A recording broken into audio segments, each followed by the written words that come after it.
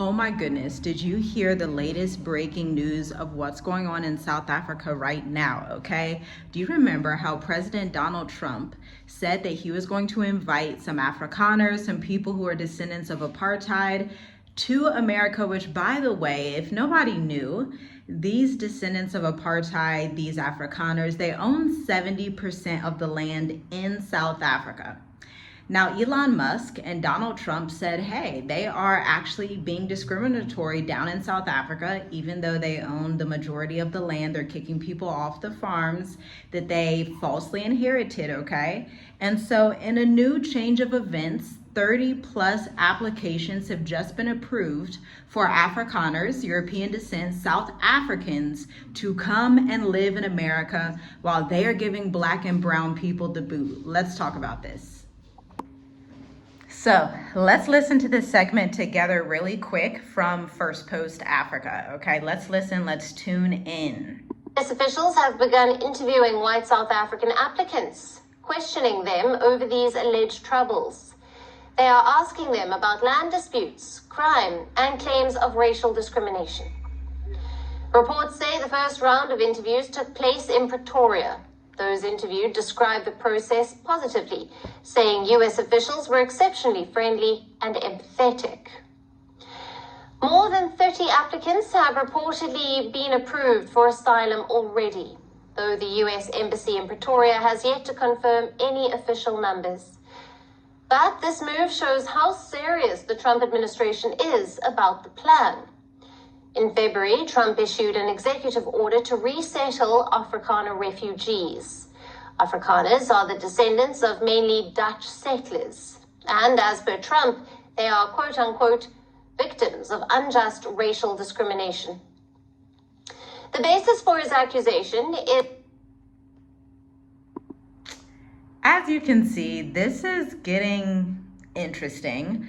We know that President Trump, he makes good on the things he says. He's not the type of president that just puts a lot of policies and things out there and doesn't mean them. He actually means what he's saying. So when he said and when he put out the executive orders saying he was going to welcome these descendants of the Dutch who are Afrikaners and apartheid people into America, when we used to see him with Elon Musk all the time. By the way, Tesla was basically just breaking apart in the stock market because a lot of Americans just did not support Elon Musk being in that position. And now all of a sudden we don't see him too much. Surely he's behind the scenes somewhere, but he probably feels like he just can't put his face out there anymore.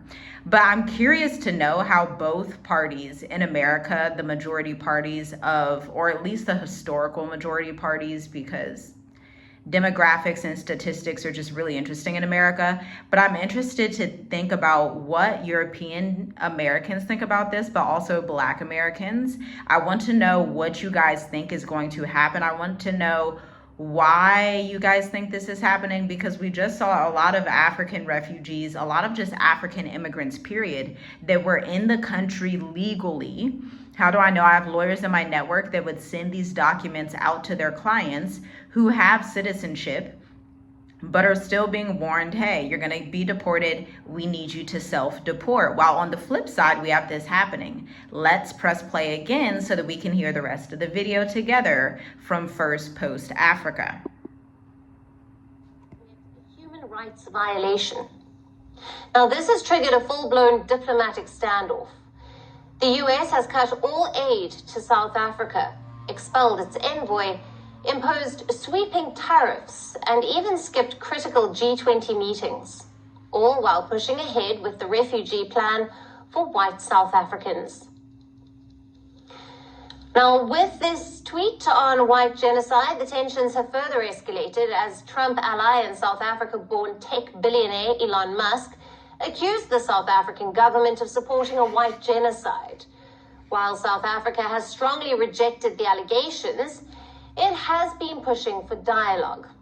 Just yesterday, President Ramaphosa, while hosting Ukrainian President Volodymyr Zelensky, spoke with Trump on a call. They discussed the war in Ukraine and... Wow, things are heating up a lot. Ukraine coming to Africa, I believe South Africa is the first country in Africa that is actually willing to talk with Ukraine as these things are happening. I think this is really interesting. I think what we're seeing is like a previous apartheid power, a previous, the ancestry of some of these people type of power that is trying to get a leg on African soil. Because what a lot of people may not know in America is Russia and China have most of the deals in Africa as it stands. America does not have as many deals as they used to at all, period. And then on top of that, obviously USAID is no longer in African countries. Now, I think that's a good thing. I believe that's a good thing. Africa needs to stand on its own. But at the same time, it does give that entryway for Russia and China to step in and have better relationships with Africa, as they always have throughout civilization. Look, let's be honest here.